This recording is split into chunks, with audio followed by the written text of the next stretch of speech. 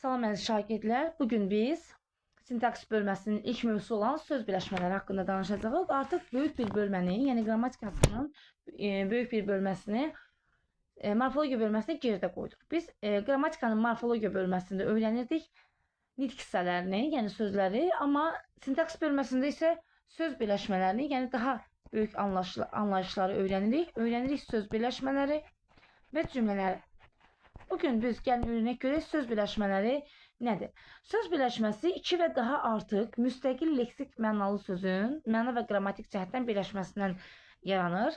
Məsələn, deyirik ki, deməli, şkafın qapısı. Şkafın qapısı. Gördüyümüz kimi, buradakı ifadələrdə hər iki sözün müstəqil leksik mənası var. Həm şkaf sözünün, həm də qapı sözünün müstəqil leksik mənası var. Deməli, burada nə yaranıb? Söz birləşməsi yaranıb.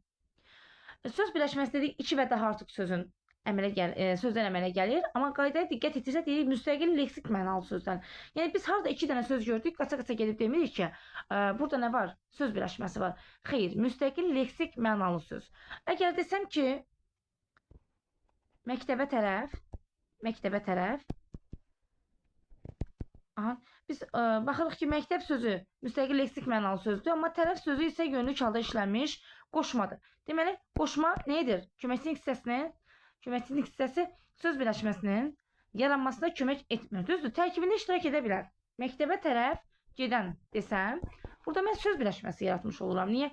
Çünki həm məktəbə, həm də getmək sözlərinin müstəqil leksik mənası var. Amma tərəf sözü müstəqil leksik mənası olmayan sözdür, köməkçilik hissəsidir. O söz birləşməsinin tərkibində iştirak etsə də, yaranmasına köməklik göstərə bilmir. Yəni, onun yaranmasında iştirak edə bilmir. Daha sonra biz nələri söz birləşməsi hesab edə bilmərik? Deməli, köməkçi feillərin köməkliyi ilə yaranmış mürəkkəb feilləri biz söz birləşməsi hesab etmirik. Məsələn, deyirəm ki, ağıllı olmaq.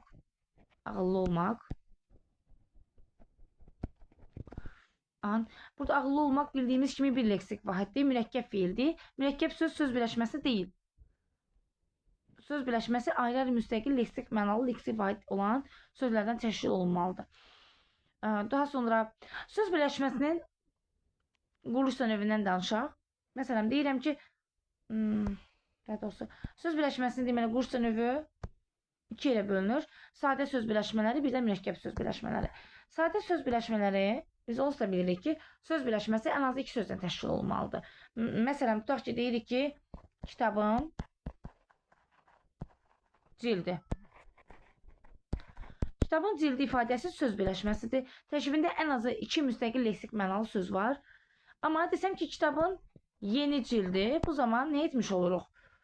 Mürəkkəb söz birləşməsi yaratmış oluruq. Deməli, tərkibində iki söz birləşməsi varsa, iki söz varsa, bu sadə söz birləşməsidir. Amma üç və daha artıq söz görürsə tərkibində, bu olur mürəkkəb söz birləşməsi.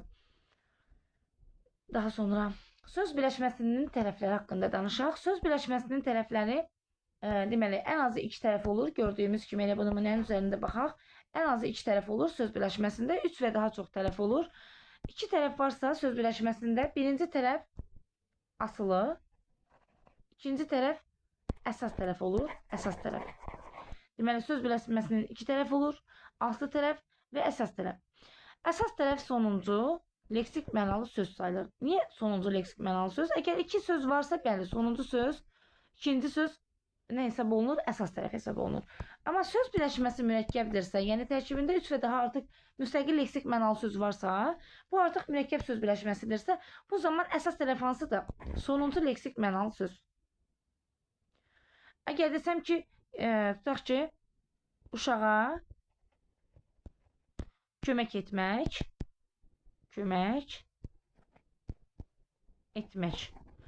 Burada üç söz kimi görünsə də bizə, biz diqqət etsək görərik ki, kömək etmək bir leksik vahiddir, yəni bu mürəkkəb feildir. Uşaq isə digər. Burada iki söz var. Bu sadə söz birləşməsidir və ikinci tərəf əsas tərəfdir, birinci tərəf aslı tərəfdir.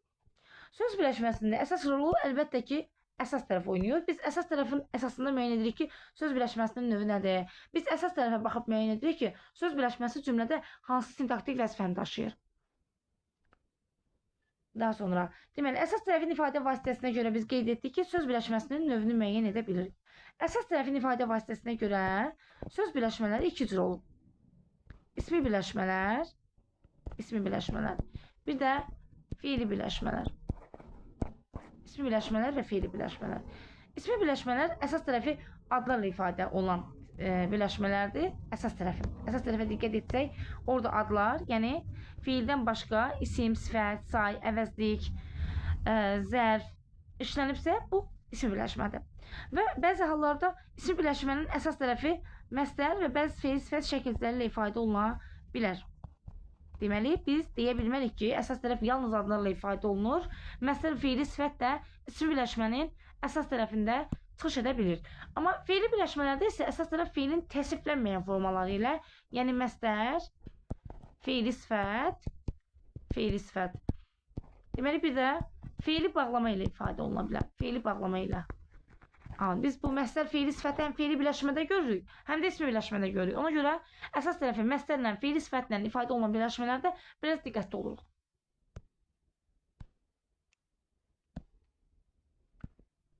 Deməli, danışaq ilk öncə ismi birləşmələrdən. İsmi birləşmələr qeyd etdik ki, əsas tərəfi adlarla ifadə olunandır. Məsələn, deyirəm ki, uşağın ürəyi. Əsas tərəf nədir? Ürək, isimdir. Deməli, bu nədir? İsim birləşmədir. Və yaxud da deyirəm ki, şagirdlərin 5-i. Şagirdlərin 5-i. 5 nədir? Say. Deməli, burada nə var? İsmi birləşmə var. Məktəblinin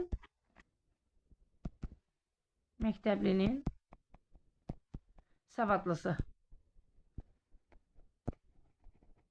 Burada savadlı nədir? Sifətdir. Deməli, ismi birləşmə ilə ifadə olunub. Sinifin yuxarısı, nə bilim, binanın aşağısı və s. kimi birləşmələrdə zərflə ifadə olunub. Deməli, bunlar ismi birləşmədir. Bəs ismi birləşmənin əsas tərəfi nə zaman məsdərlə feili sifətlə ifadə olunur? Bax, maqmək şəkilsi deyirəm uşağın. Diqqətli ol. Uşağın oxumağı.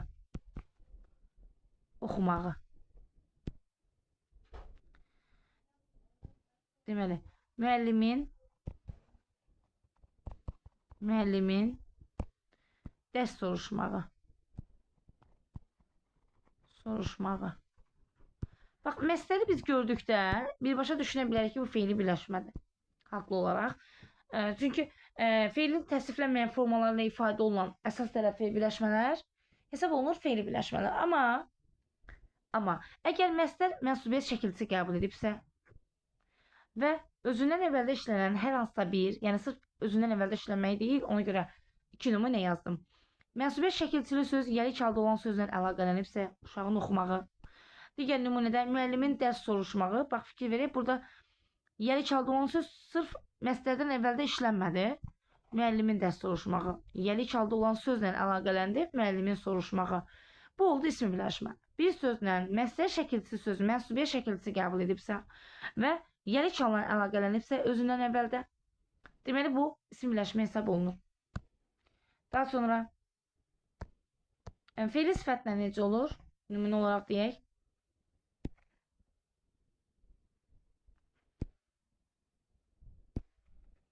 Feili sifətə aid nümunə yazaq. Deməli, uşaqların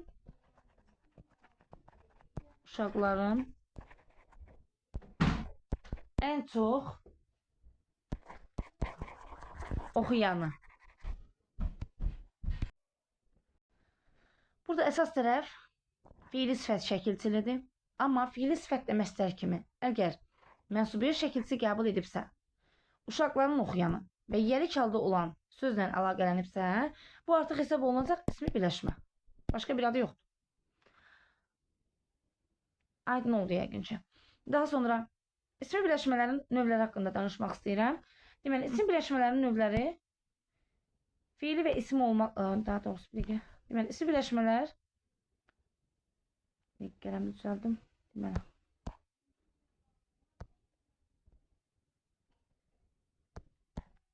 Deməli, ismi birləşmələr təyini və qeyri-təyini olmaqla təyini və qeyri-təyini olmaqla 2 yerə bölünür. İsmi birləşmələr. Təyinli söz birləşmələri, bir də qeyri-təyinli söz birləşmələri. Qeyri-təyinli söz birləşmələri. Düzdür, bugün məktəb proqramında təyinli söz birləşmələrindən çox bəhs olunmur. Bir də təyinli söz birləşmələrinin növlərindən o qədər bəhs olunmur. Yəni bizə lazım deyil ki, təyinli söz birləşmələrinin növləri var. Amma bugün bunu bilməyin bizə çox faydaları var. Bugün biz bunları öyrəndikdə, onun növlərlə öyrəndikdə söz birləşməsini cümlədə rahatlıqla müəyyən edə bilirik. Cümlə sintaktik təhlil zamanı parçalanmalıdır, yoxsa bütövlükdə bir cümlə üzvü olmalıdır və s. kimi sualların cavabını asanlıqla tapmış oluruq. Təyinli söz birləşmələri 3 yerə bölünür. Birinci növ təyinli söz birləşmələri. Birinci növ. İkinci növ təyinli söz birləşmələri və üçüncü növ təyinli söz birləşmələri. Birinci növ təyinli söz birləşmələri birinci tərəfi təyinlə ifadə olunan hər hansısa bir söz birləşməsidir. Birinci tərəf nə olmalıdır? Təyin, birinci tərəfi. İkinci tərəfi isə müxtəlif cümlə üzvləri ola bilər. Mübtəda da ola bilər, xəbər də ola bilər, zərflik, tamamlıq və s. Əsas odur ki, birinci tərəf təyindir. Çox zaman gördüyümüz kimi sintaktik təhlil zamanı parçalanır. Məsələn, deyirəm ki, ağıllı övlad. Ağıllı övlad. Övlad, necə övlad? Ağıllı övlad. Və yaxud da deyirəm ki, şirin meyvə. Şirin meyvə. Meyvə, necə meyvə? Şirin meyvə. Birinci tərəf çox zaman təyin olan müxtəlif niqsələrlə ifadə olunur. Məsələn, deyirəm ki, dəri ayaqqabı. Dəri ayaqqabı. Ayaqqabı, necə ayaqqabı? Dəri ayaqqabı. Və yaxud da deyirəm ki, 6 karandaş. Karandaş. Neçə karandaş? 6 karandaş. Və ya qeyd edirəm ki, tutaq ki, yuxarı mərtəbə. Yuxarı mərtəbə. Mərtəbə. Sonra çalışan uşaq. Çalışan uşaq. Necə uşaq? Çalışan uşaq. Hansı mərtəbə? Yuxarı mərtəbə. Gördüyümüz kimi birinci tərəf isimlə, sifətlə, sayla, daha sonra zərflə, fe'li sifətlə ifadə oluna bilən birləşmələr, yəni təyin kimi ifadə oluna bilən, təyinin yerində çıxış edə bilən sözlərlə ifadə olunan birləşmələr birinci növ ismi birləşmələrdir. Və bu cür ismi birləşmələr parçalana bilən, belə deyək də, xüsusi şəkilçinin köməyi olmadan yaranan, yəni bu söz birləşməsinin yaranması üçün heç bir xüsusi şəkilçidən istifadə olunmur. İstifadə olunması vacib şərt deyil. Düzdür, birinci tərəfi qrammatik şəkilçilər qəbul etməsə də, ikinci tərəf müxtəlif qrammatik şəkilçilər qəbul edə bilər. Şirin meyvələr, dəri ayaqqabının, 6 karandaşdır, yuxarı mərtəbədədirlər, çalışan uşaqdırlar və s. İkinci tərəf müxtəlif qrammatik şəkilçilər qəbul edə bilər. Arasına söz əlavə etsək, yalnız bir ədatını bəzi ismi birləşmələrin arasına əlavə etmək mümkündür. Şirin bir ayaqqabı, meyvə, dəri bir ayaqqabı. Amma burada deyə bilmirik 6 bir karandaş, yuxarı bir mərtəbə, çalışan bir uşaq deyə bilirik, çalışan bir uşaq. Deməli, birinci növlərin arasına söz əlavə etmək yalnız bir ədatı bəzilərinə daxil olunur. Gördüyümüz kimi sintaktik təhlil zamanı çox vaxt parçalanır. Deməli, parçalana bilən ismi birləşmədir. Amma istisna hallarda bəzi birinci növ ismi birləşmələr parçalanmır. Məsələn, hansılar? Bunları standart olaraq əzbərləmək lazımdır. Məsələn, deyirik ki, yeni il uğur gətirsin. Uğur gətirsin. Uğur gətirsin nə? Yeni il. Əslində yeni il, necə il? Birinci tərəf təyin kimi düşünülə bilən birinci növ isim birləşmədir. Amma bunlar demirik il, hansı il, yeni il və s. ifadələrini işlətmirik. Daha sonra hansı növ isim birləşmələri parçalanmır? Yeni il, orta əsrlər. Hansı əsrlər demirik? Orta əsrlər bütövlükdə nə zaman? Qədim dövrlər, ev tərəf. Bu ifadəni xüsusi olaraq yazıram. Niyə? Çox vaxt bunu söz birləşməsi kimi götürmürlər və beləliklə bunu testlərdə, variantlarda verirlər. Ev tərəf birləşməsində Çaşdırıcı məqam nədir? Bu tərəf ifadəsini qoşma kimi düşünmək. Amma tərəf qoşmasını düşünsək, tərəf qoşması ismin hansı halına qoşulur? Evə tərəf, sinfə tərəf, məktəbə tərəf və s. Yönlük hala qoşulan isim birləşmədir. Bəli, evə tərəf olsaydı bu söz birləşməsi olmazdı. Amma ev tərəf, hansı tərəf? Birinci növ ismi birləşmədir, amma parçalanmayandır. Məsələn, deyirəm ki, ev tərəf deməli, soyuq idi, ev tərəfdə yollar palçıqlı idi və s. O zaman harada? Ev tərəfdə, bütövlükdə parçalanmayan bir isim birləşmə hesab olunur. Daha sonra deməli, bir də söz birləşməsinin başlanğıc formada olub olmaması məsələsi var. Deməli, başlanğıc formada olan söz birləşməsi budur. Məsələn, orta əsrlər, ev tərəf, yeni il və s. Dərə ayaqqabı başlanğıc formada hesab olunur. Başlanğıc formada olan söz birləşməsidir. Altı karandaş və s. Bunlar başlanğıc formada olan söz birləşmələrdir. Amma, məsələn, deyirəm, şu an yuxarı mərtəbədədir. Əlavə şəkilçi qəbul etsək, buna uşaqlar yuxarı mərtəbədədir. Yuxarı mərtəbə söz birləşməsinin başlanğıc formasıdır. Amma əlavə qəbul edilən, yəni söz birləşməsinin yaranması üçün vacib olmayan şəkilçilər var ki, biz cümlə daxilində qrammatik əlaqəni yaratmaq üçün onlardan istifadə edirik. Bu şəkilçilər artıq söz birləşməsini başlanğıc formadan çıxarır. Çalışqan uşaq. Amma desəm çalışqan uşaqlar, uşaqlarımız və s. Bunlar söz birləşməsinin yaranması üçün vacib şərt deyil, amma cümlə üçün lazım olan şəkilçilərdir. Bunlar söz birləşməsini başlanğıc formadan çıxaran şəkilçilərdir. Çalışan uşaq başlanğıc formada olan söz birləşməsidir, amma uşaqlarımız olsa artıq söz birləşməsi başlanğıc formada hesab olunmayacaq. Daha sonra danışaq digər isim birləşmənin digər növlərindən, təyinli söz birləşməsinin digər növlərindən. İkinci növ ismi birləşmələr birinci tərəfi şəkilçisi olmayan, amma qeyri-müəyyən yəlik halda işlənən, amma ikinci tərəfdə isə əlbəttə ki, yəlik hal varsa mənsubiyyətsiz olmaz. Mənsubiyyət şəkilçisinin köməyi ilə yaranmış söz birləşmələrdir. Məsələn, deyirəm ki, ana ürəyi və ya deyirəm ki, uşaqlıq arzuları.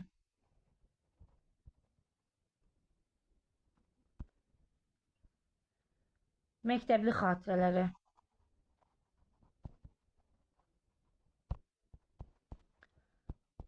Məktəbli xatirələri. Burada ana ürəyi, ananın ürəyi. Yəni biz şəkilçini görmürük. Amma biz o şəkilçini bərpa edə bilərik. Şəkilçini görmürük. Ana ürəyi, xəyalən bu şəkilçini bərpa edə bilərik. Ananın ürəyi, uşaqlıq arzuları, uşaqlığın arzuları, məktəbli xatirələri, məktəblinin xatirələri. Şəkilçi yoxdur, amma biz onu xəyal etmiş oluruq. Yəni qeyri-müəyyən yəlik hal və mənsubiyyət şəkilçili sözün köməyi ilə iştirak etmiş isim birləşmələrdə bunlardır. Və bunlar heç zaman parçalanmır. Bir sözlə parçalanmayan isim birləşmələrdir. Hansı şəkilçini qəbul etməyindən, cümlədə hansı sintaktik vəzifəni daşımağının asılı olmayaraq bütövlükdə. Məktəbli xatirələri mübtədadırsa bir yerdə. Heç bir halda onu biz ayrı-ayrı cümlə üzvü kimi götürə bilmərik. İstədiyimiz halda ortasına söz əlavə edə bilmərik. Yəni heç bir halda biz desək ki, hər hansısa bir sözü əlavə edək bunların ortasına. Məsələn, ana çoxdankı arzuları desəm, ana çoxdankı arzuları. Ananın çoxdankı arzuları. Deməli, bunlar arasında söz əlavə etmək mümkün deyil. Sintaktik hər zaman heç bir halda parçalanmır. İkinci tərəfə fikir versək, yalnız deməli, üçüncü şəxsin mənsubiyyətini qəbul edir. Onun ürəyi, onun arzuları, onun xatirələri yalnız nə edir? Üçüncü şəxsin mənsubiyyətini qəbul edir. Daha sonra ismi birləşmələr ikinci növ haqqında nə deyə bilərik? İkinci növ ismi birləşmələr bir növ belə deyək də heç nəyə icazə yoxdur onlarda. Yalnız dedik, üçüncü şəxsin mənsubiyyətini qəbul edir. Sonra tərəfləri şəxs əvəzliklərlə ifadə olunmur. Nəyə görə? Çünki birinci tərəf nədir? Yəlik haldır. Qeyri-müəyyən yəlik hal. İkinci tərəf mənsubiyyət. Bildiyimiz kimi şəxs əvəzliklərinə qeyri-müəyyən yəlik halda işlənə bilir. Nə də? Mənsubiyyət qəbul edə bilir. Ona görə heç bir halda tərəfləri şəxs əvəzliklərlə ifadə oluna bilmir. Birinci tərəf ümumilik bildirir. İkinci tərəf isə qeyri-müəyyənlik ifadə etmiş olur. Daha sonra keçək üçüncü növ isim birləşmələr. Üçüncü növ isim birləşmələr ikinci növdən fərqli olaraq birinci tərəfdə burada əgər yəlik halı görmürüksə, ikinci növdə. Biz üçüncü növdə yəlik halı görürük. birinci tərəfdə yəlik halın öz şəkilçisini görürük. ın. İkinci tərəfdə isə mənsubiyyət şəkilçisini görürük. Bu olur artıq üçüncü növ ismi birləşmələr. Məsələn, nümunələr yazaq. Üçüncü növ ismi birləşmələrə.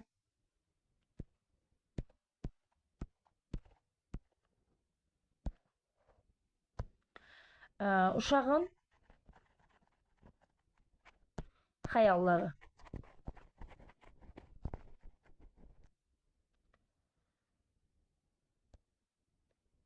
Qələmin ucu.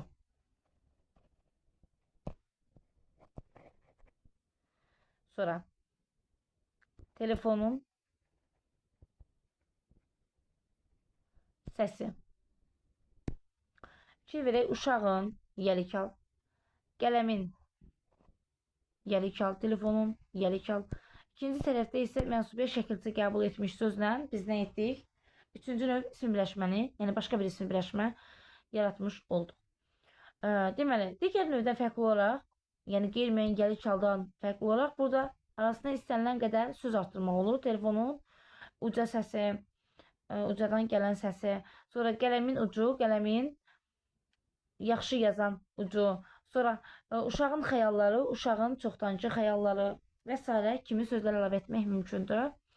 Üçüncü növ isim birləşmədə parçalanmayan isim birləşmədir. Bunda tərəfləri bütövlükdə bir cümlə üzvü olur. Məsələn, uşağın xəyalları puç olmuşdu. Burada nə? Uşağın xəyalları bütövlükdə, qələmin ucu artıq yazmırdı. Nə? Qələmin ucu. Telefonun səsi ətrafı bürümüşdü. Nə? Telefonun səsi. Yəni bütövlükdə bir sintaktik təhlil zamanı bir cümlə üzvü kimi götürülən birləşmədir bu da. Daha sonra ikinci digər ismi birləşmədən fərqli olaraq bu ismi birləşmənin ikinci tərəfi müxtəlif şəxslərin mənsubiyyətini qəbul edə bilir. Müxtəlif şəxslərin mənsubiyyətini qəbul edir. Ona görə ki, bu ismi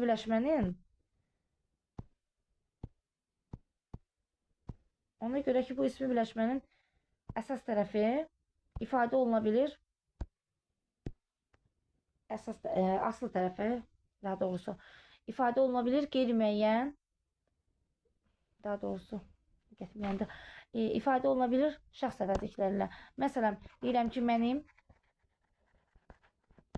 çantam.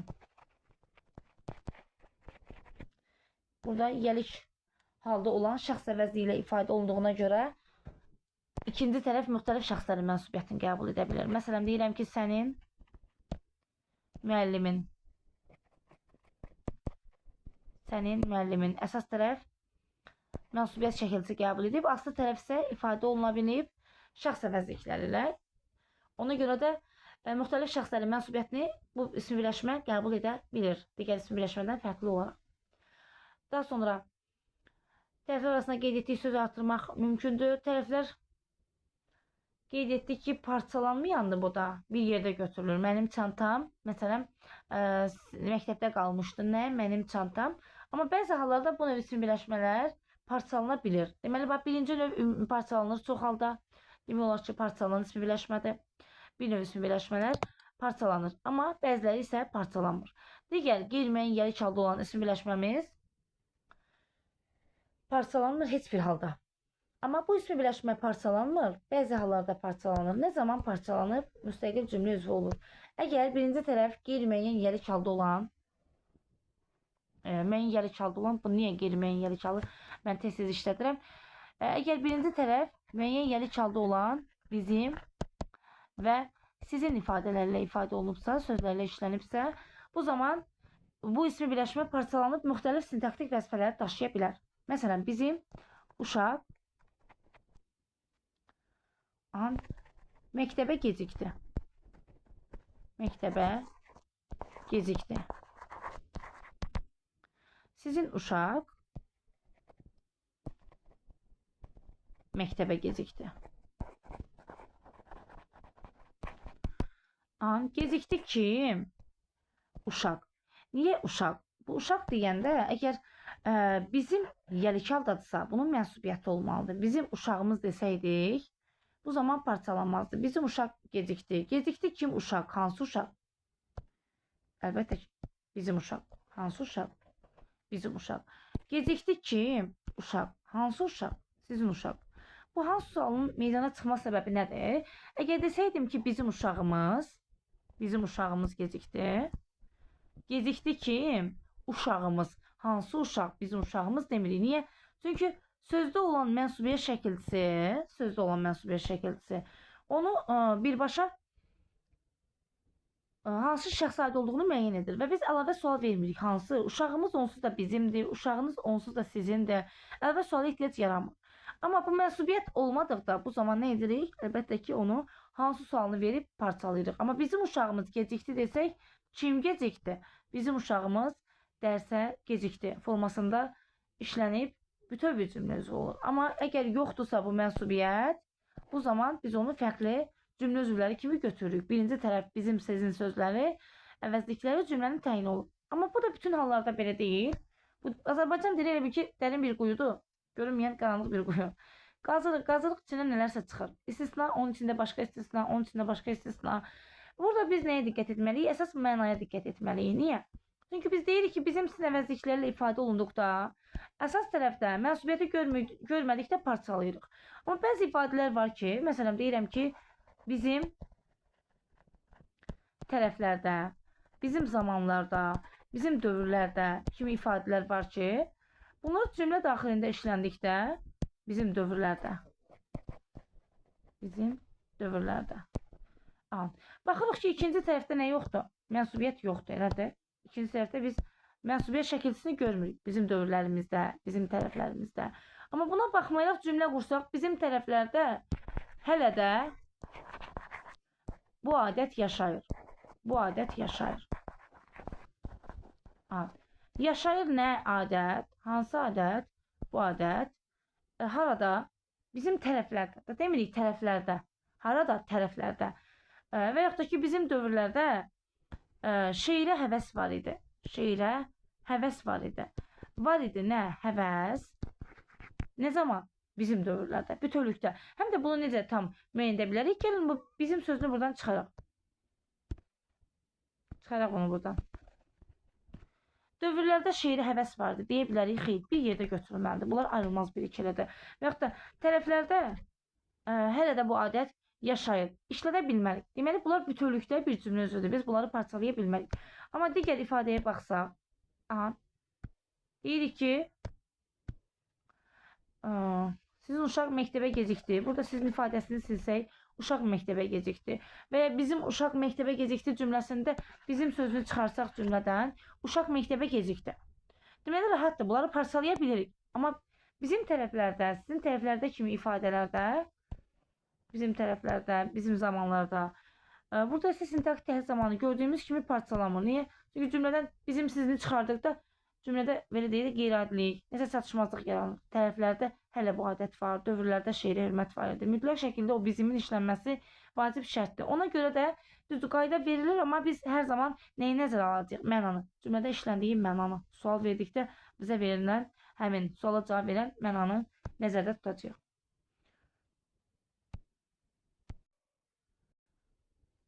Deməli, səhv salmıramsa, isim birləşmələrlə bağlı demək olar ki, bütün məsələlərə toxunduq. Qeyri-təyinli birləşmələr nədir? Qeyri-təyinli isim birləşmələr odur ki, bizim bu izah etdiyimiz söz birləşmələrinin yaranma qaydalarından, standartlarından kənara çıxan bir isim birləşmələrdir. Bunlar necə yaranır? Deməli, müxtəlif formalarla yaranır. Məsələn, birinci tərəf aslı tərəfi ifadə olunur mənsubiyyət şəkilçili sözün köməkliyi ilə. Məsələn, tutaq ki, deyirik ki, qəlbi yaralı. Qeyd edək ki, qeyri-təyin ismi birləşmələr bütövlükdə bir cümlə özü kimi götürülür. Daha sonra yönlük alan ifadə olunubsa əsas aslı tərəfi. Məsələn, deyirəm ki, vətənə bağlılıq. Bu da qeyri-təyinli ismi birləşmədir. Bunlar da bir cümlə özü götürülür. Daha sonra əsas tərəfi adlarla aslı tərəfi təsirli alan ifadə olunur. Məsələn, deyirəm ki, vətəni müdafiə. Çıxışlı qalan ifadə oluna bilər. Məsəl üçün, qəlbdən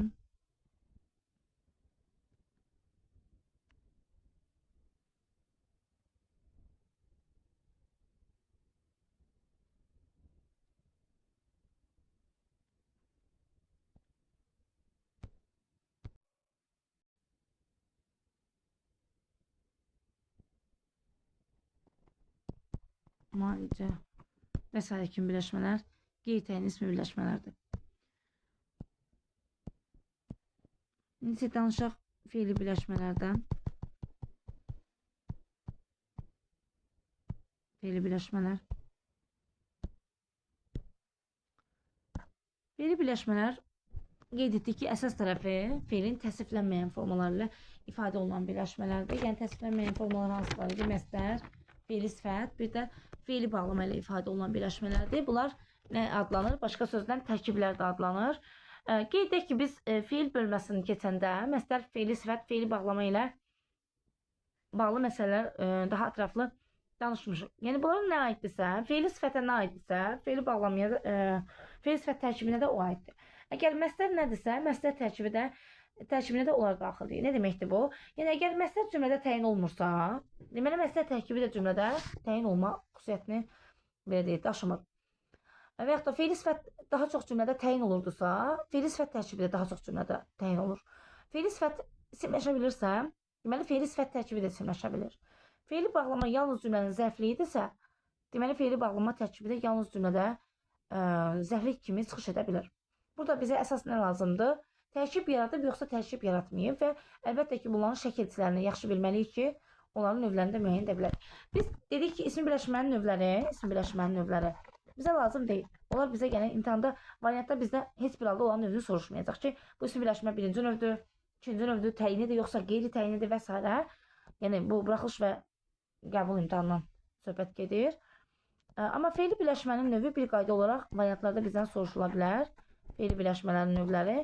Bunları bilmək üçün də biz nəyi bilməliyik? Əsas tərəfin ifadə vasitəsinin şəkilçilərini məsdər, fe'li sifət və fe'li bağlama ilə ifadə olunur. Əsas tərəf fe'li bağlama. Bunların şəkilçilərini də xatırlayarıq. Yaxşı olar ki, hər birimizin dəftərində qeyd olunmuş olsun. Deməli, məsdər şəkilçisi bildiyimiz kimi maq, bəzən mənsubiyyə şəkilçisi qəbul etdikdə ma-mə ilə ifadə olunur. Fe'li sifət şəkilçiləri an, ən, acaq, əcək, ası, əsi, malı, məli, dıqüstəgəl mənsubiyyət, muş, və s. fe'li sifət şəkilçiləri. Fe'li bağlama şəkilçiləri madan, dıqda, dıqca, armaz, ərməz, aa, əə və s. fe'li bağlama şəkilçilərlə ifadə olunan əsas tərəflər fe'li birləşmə tərkib əmələ gətirilmiş olur. Deməli, baxırıq. Deyirəm, oxuyanda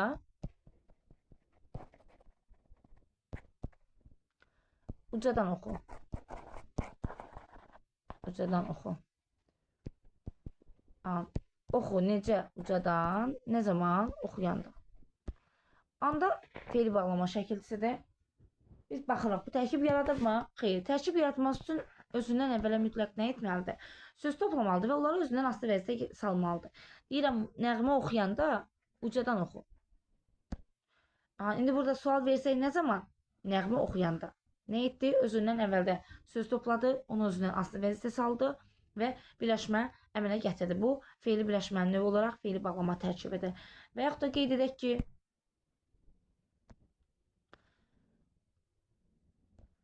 dərsə gedərkən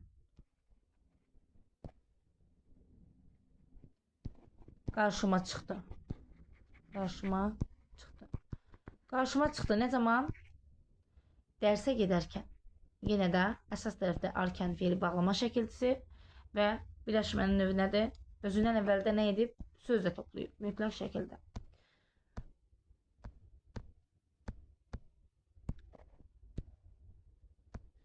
Deyirəm ki, yaxşı olanda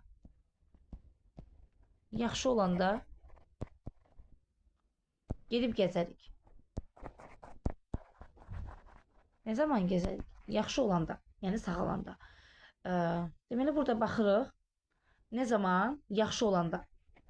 İki söz bizi çaşdırmasın. Fe'li bağlamadır, amma tərkibdirmi? Əlbəttə xeyr. Çünki burada olmaq köməyi ilə yaranmış, olmaq sözünün köməyi ilə yaranmış mürəkkəb fe'il işlənmişdir.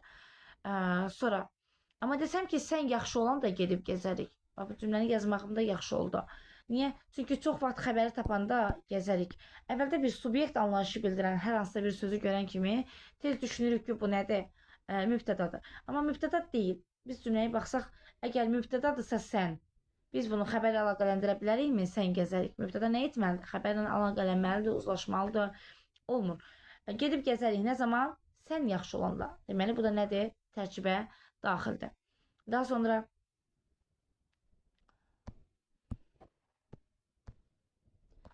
hamı üçün zəhmət çəkən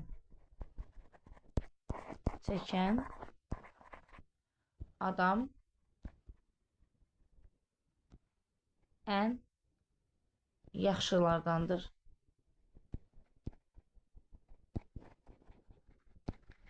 Yaxşılardandır kim? Adam.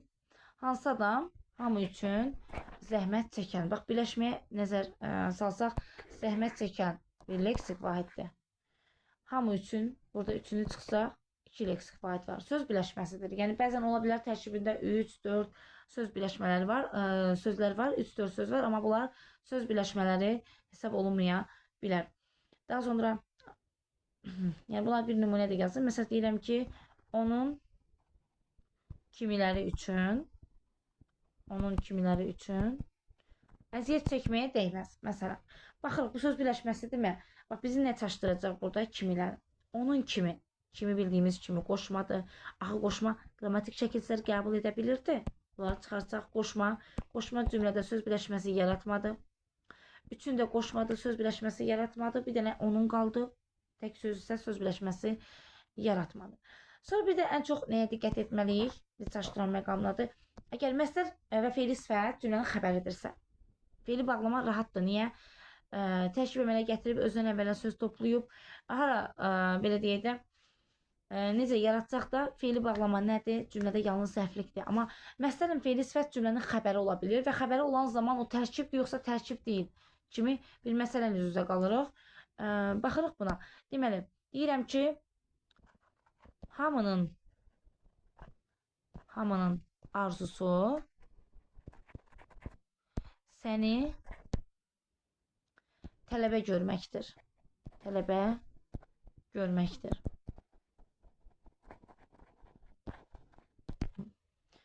Baxaq, məsdər var burada xəbərdə. Görməkdir. Nə? Hamının arzusu, kimi, səni, nə görməkdir, necə görməkdir, tələbə görməkdir və s. Amma nə etdik burada? Böyük bir səhv etdik. Əgər məsdər cümlənin xəbəridirsə, bu zaman nə edirik? Cümlənin ilk öncə mübtədasını tapırıq. Görməkdir, nə? Hamının arzusu. Mübtədamızı tapdıq. Məsələ bitdi. Deməli, ondan bütün məsdərə qədər nə var? Cümlənin hamısı xəbərdir. Başqa bir nümunə yazaq. Məsələn, daha doğrusu. Deməli,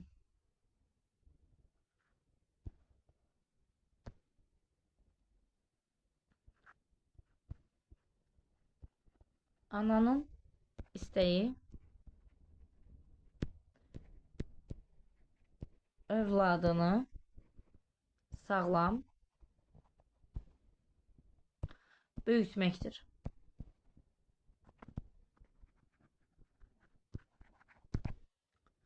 Böyütməkdir xəbərdir. Məsələn, ifadə olunub. Nə? Ananın istəyi.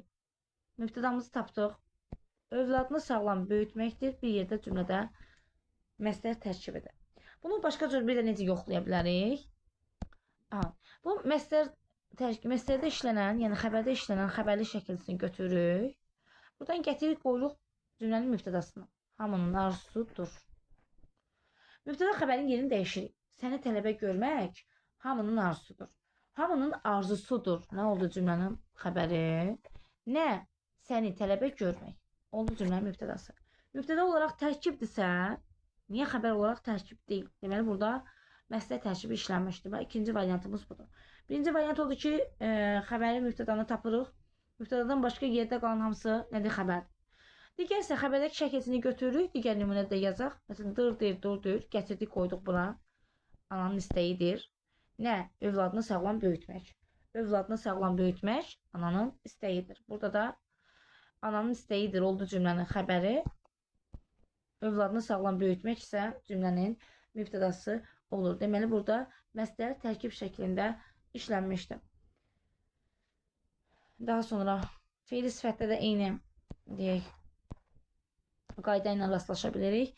Deməli, insanların ən alisi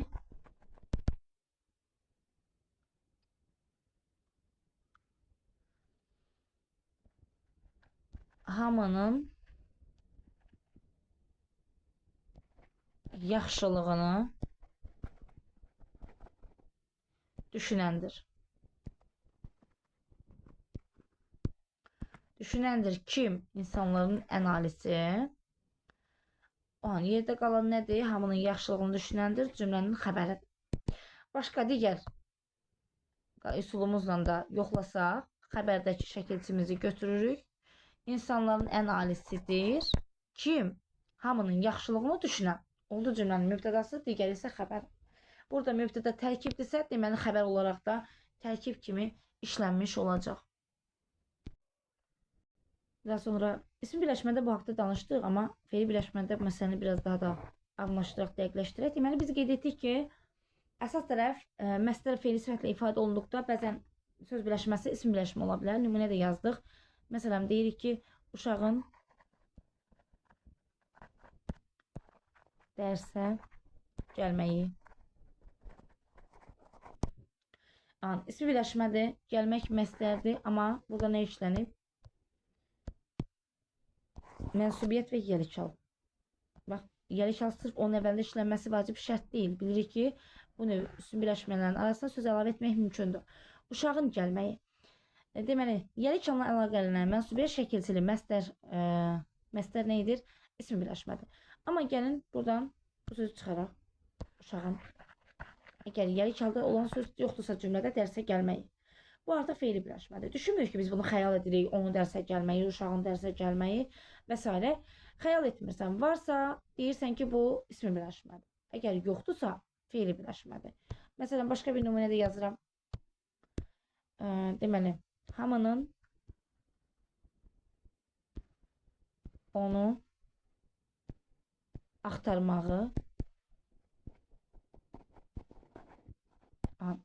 Burada məsdərimiz var. Məsdər. Mənsubiyyətimiz var. Bəli, var. Yeliçalımız var. Bəli, var. Bu nədir? İsmi birləşmə. Nöqtə, başqa adı yoxdur. Amma əgər biz bu yeliçalda olan ifadəni, sözü cümlədən çıxarsaq, tərkibdən çıxarsaq, onu axtarmağı. Artıq biz buna ismi birləşmə demirik. Bu nədir? Feili birləşmə. Feili birləşmə. Deməli, nəzərimizə çatdıraq ki, feili birləşmələr cümlədə feili xəbər ola bilmir. Nəyə görə? Bildiyimiz kimi, məsdər feili sifət ismi xəbərin ifadə vasitəsidir. Çünki feili xəbərin suallarına cavab vermir. İsmi xəbərin ifadə vasitəsidir. Feili bağlama isə cümlənin yalnız zərfliyidir. Ona görə də nə ola bilmir? Feili birləşmələr cümlədə feili xəbər ola bilmir. Yalnız ismi xəbər olur və yaxud da feili birləşmə cümlənin zərfliyi olur.